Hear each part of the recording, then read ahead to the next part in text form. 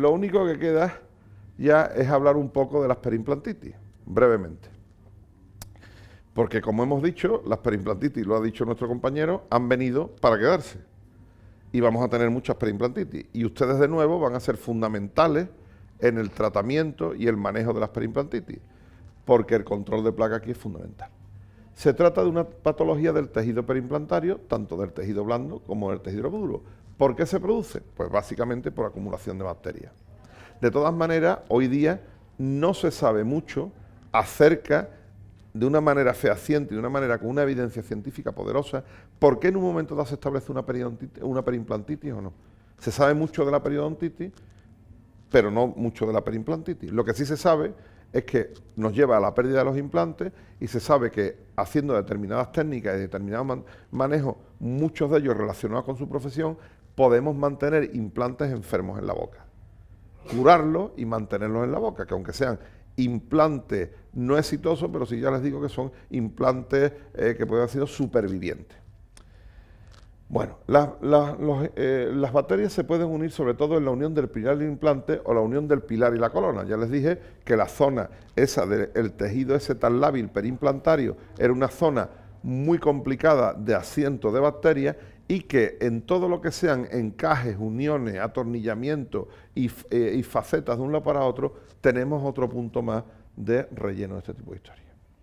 Las enfermedades periimplantarias básicamente se dividen en dos grupos. Igual que teníamos con las periodontitis, teníamos por un lado la gingivitis, inflamación sin pérdida de soporte, con tratamiento que cura al paciente, y las periodontitis con pérdida de soporte, con tratamientos que mantienen al paciente, pero que nunca llegan a la restitución ad integrum, a ver cómo estaba el paciente al principio.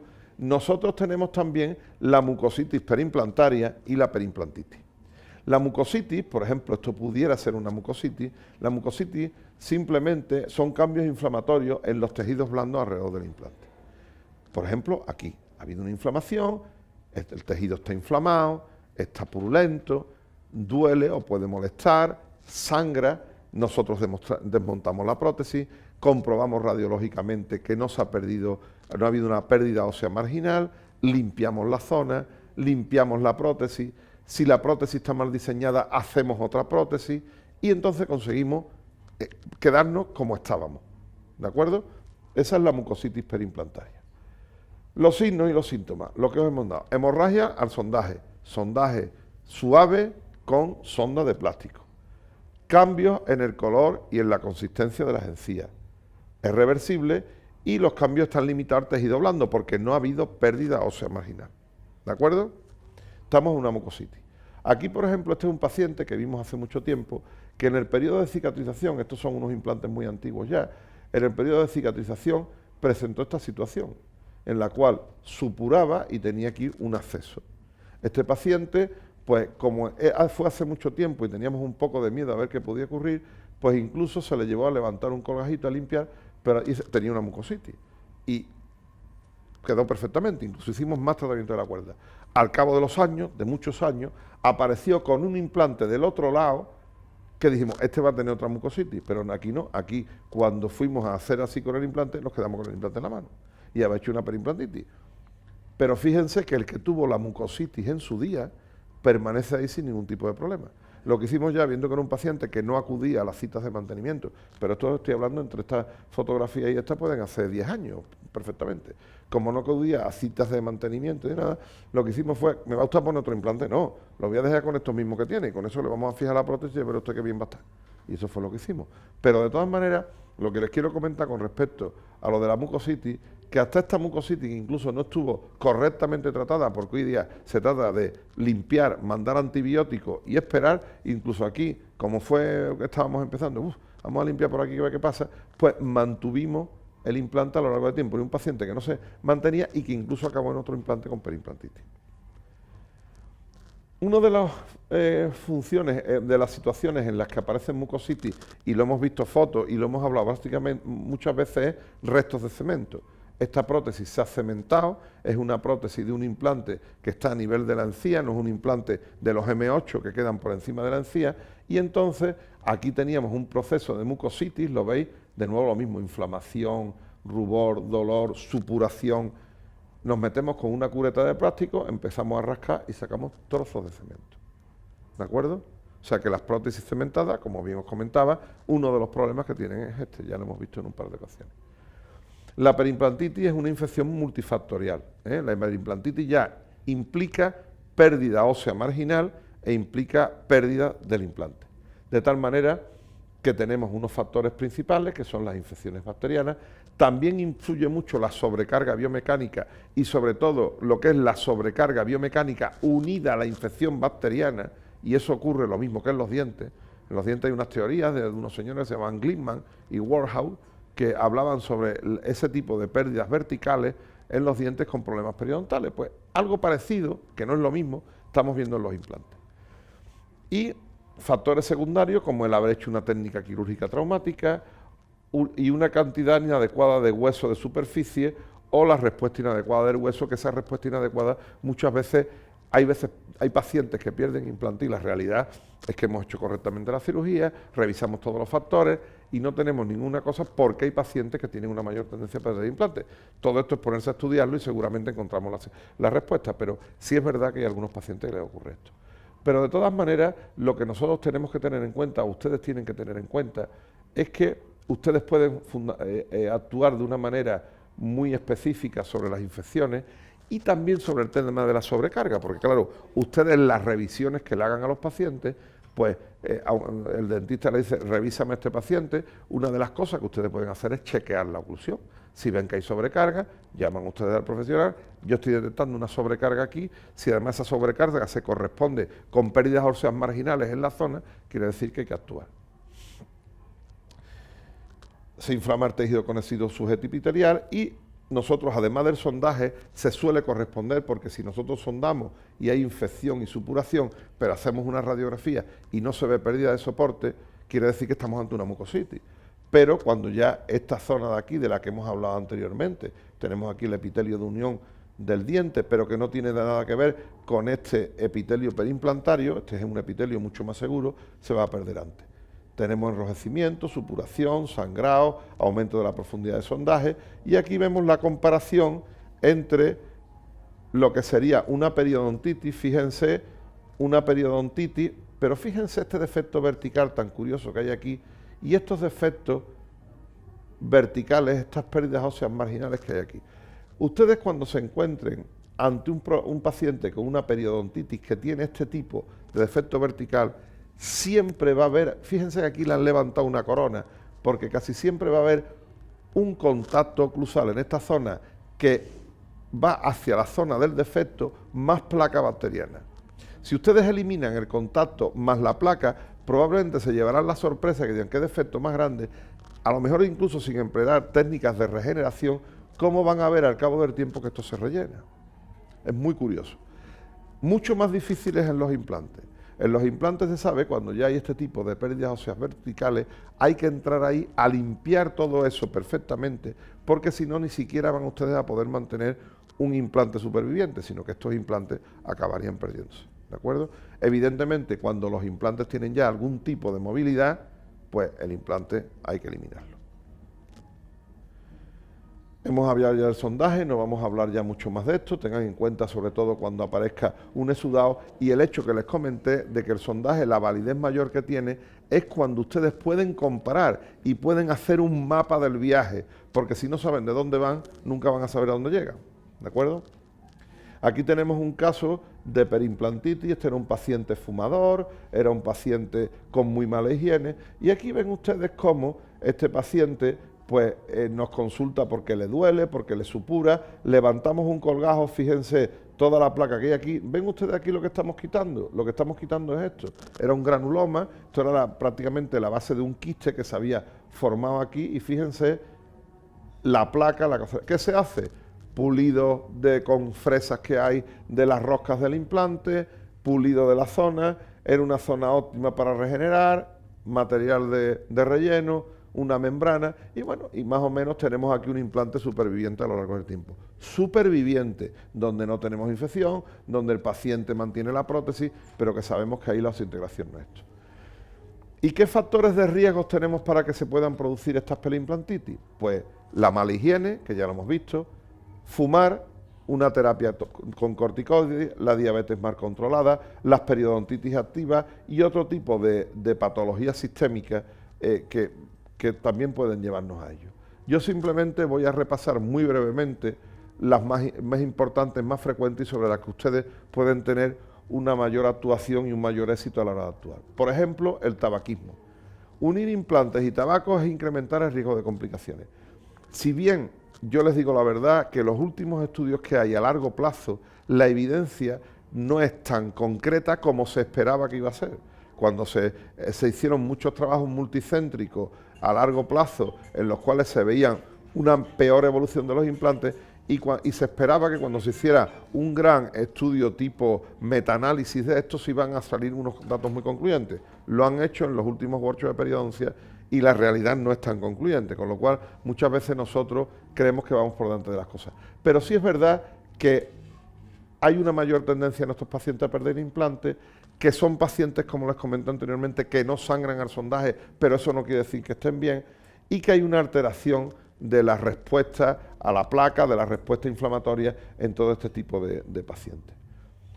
La periodontitis, como ustedes bien saben, no se pueden poner implantes en pacientes con periodontitis activa.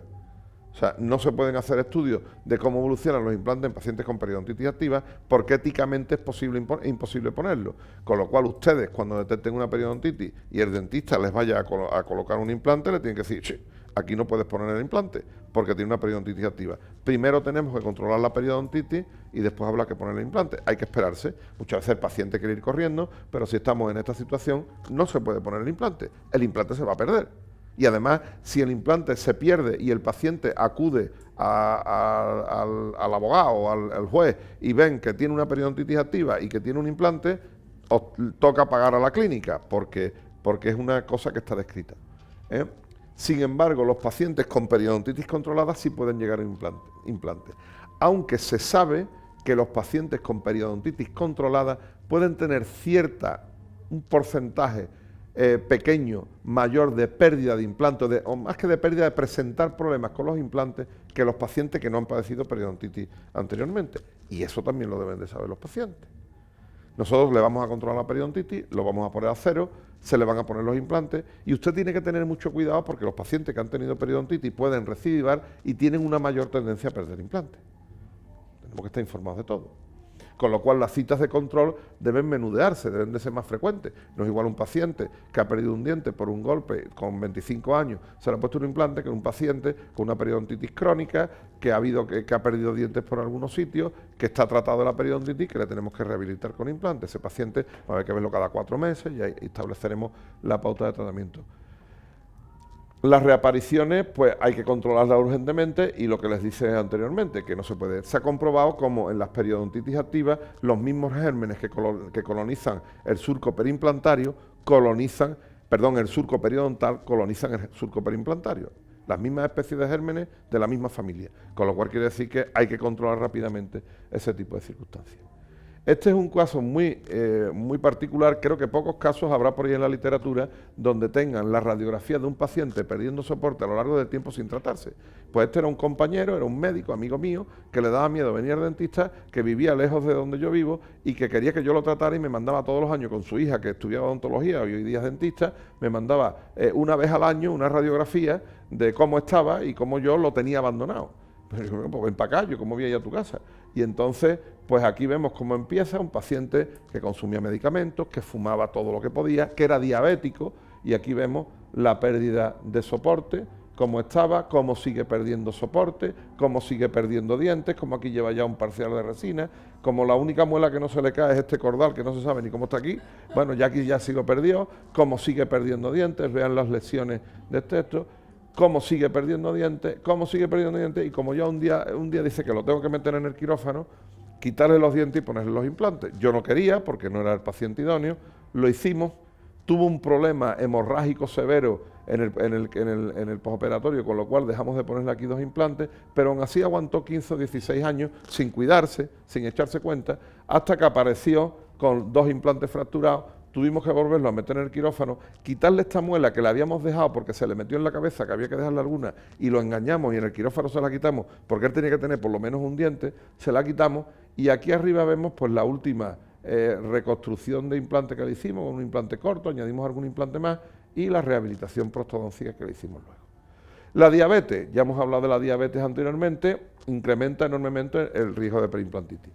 Si son diabéticos tipo 1, los que antiguamente se llamaban insulinodependientes, los que desde jóvenes son diabéticos, pues suelen tener fracasos tempranos de los implantes.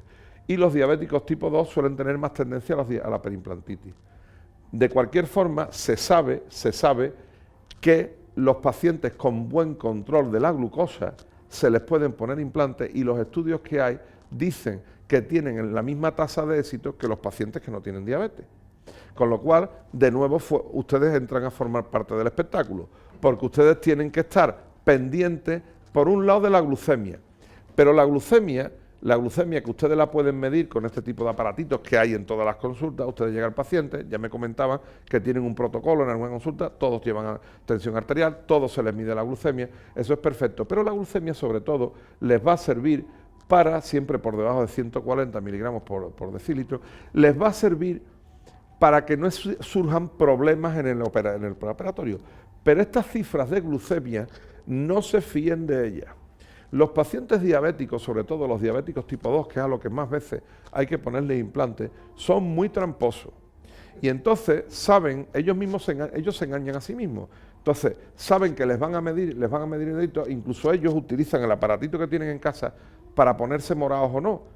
Si quieren ponerse morados, dejan de comer 2 días, entonces se pinchan, ya tienen menos, entonces comen más. Y eso es fatal para el control de la glucemia. A ustedes les viene bien porque evita que vayan a tener un problema en la clínica. Pero realmente a la hora de poner implantes y de diagnosticar un paciente diabético para que se le puedan poner implantes, ustedes no deben de tener en cuenta esa cifra de glucemia. Ustedes se tienen que ir a una prueba que hacen en el laboratorio que se llama la hemoglobina glicosilada. Eso es a lo que hay que irse. Porque eso se basa en que la glucosa se une a la hemoglobina y permanece durante un tiempo, durante un par de meses, 1 mes y medio, 2 meses, circulando en el organismo, y tú puedes medir el grado de adhesión de la glucemia a los hematíes. Entonces, cada 2 o 3 meses. Entonces resulta que nosotros sabemos qué porcentaje de hemoglobina glicosilada tiene que tener el paciente. Y entonces sabemos que un paciente bien controlado, un diabético bien controlado, está por debajo de 6. Y sabemos que un paciente por debajo de 8 hay que tener cierto cuidado con él porque tiende al desmadre, pero que podemos tener control suficiente para hacer una cirugía.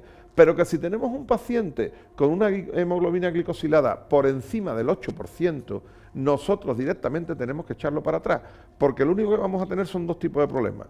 Un accidente en la clínica y una pérdida de implante. Y como muestra, un botón. Y ya con esto vamos a ir terminando. Este paciente, fíjense cómo acude al máster de pacientes especiales, una diabetes descontrolada, destrucción de todos los dientes. Aquí cuando se le hace la orto tenía estos dientes que tenía aquí, tenía un muñón colado que se quitaba y se ponía en los dientes directamente. Ya para hacerle la foto se los quitamos. Y este hombre, pues, con mucho trabajo por parte del alumno que lo llevaba, consiguió que se controlara la glucemia. Y entonces acabó haciéndose una rehabilitación con corona fija, con puentes, implantes arriba, que evolucionó muy bien. Pero sin embargo, un día a la hora que no se controló esto por una alumna que aquel día pues no estaba muy inspirada, a la hora de tomarle impresiones para cambiarle esta corona de este molar de aquí abajo, ocurre esto. Estamos por allí los profesores y encontramos que están pegando gritos por ahí, ¿no? Y entonces están pegando gritos y cuando pegan gritos, pues nos volvemos, vamos corriendo y vemos a este señor excitado, era un hombre encantador, pegando voces, pegando saltos, con la cabeza perdida, confundido. Rápidamente vemos que tenía una crisis de hipoglucemia, se le mide la glucemia estaba muy baja, no me acuerdo en qué cifra, se le dio Coca-Cola, hay que tener Coca-Cola en las consultas, Coca-Cola no light. La Coca-Cola, una lata de Coca-Cola lleva aproximadamente 1,5 dedos de azúcar. Entonces, a los pacientes cuando están conscientes. A un paciente que no está consciente no se le puede echar agua a Coca-Cola, lo que hace una neumonitis por aspiración. Pero un paciente que está consciente, lo primero que hay que darle es Coca-Cola. Y además decirle, porque el agua con azúcar está muy mal y puede producir el vómito, pero la Coca-Cola le gusta a todo el mundo. Entonces le das Coca-Cola y le dices que la trague un poco y después que mantenga un poco en la boca, porque lo que se trata es que por debajo de la lengua está el preso de las venas raninas que hace una absorción muy rápida de la glucosa.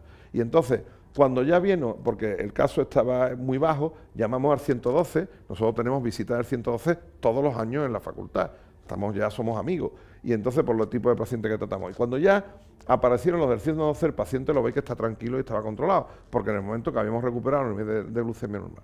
¿Por qué ocurrió esto? Un descuido por parte nuestra, porque el paciente le dijo a la alumna que ese día no iba a hacerse lo que tenía que hacerse porque se encontraba mal y que quería que tenía el azúcar baja, y la alumna le dijo que ese era el día que había que hacérselo y que ella no pensaba citarlo otro día, obviamente sin consultar con nosotros. Puso al paciente en tratamiento, que eran tomarle unas impresiones, el paciente dijo que se estaba mareando, cuando le iba a poner esto y le dijo que esperara, que iba a fraguar la glucosa, la silicona y el polímero este que utilizamos. Y entonces resulta que ya de ahí se desencadenó todo este cuadro. Entonces quiere decir que este tipo de pacientes hay que manejarlos con cuidado, porque en cualquier momento, cuando menos se espera, como se dice, salta la liebre, y que hay que tener mucho cuidado con todo este tipo de circunstancias.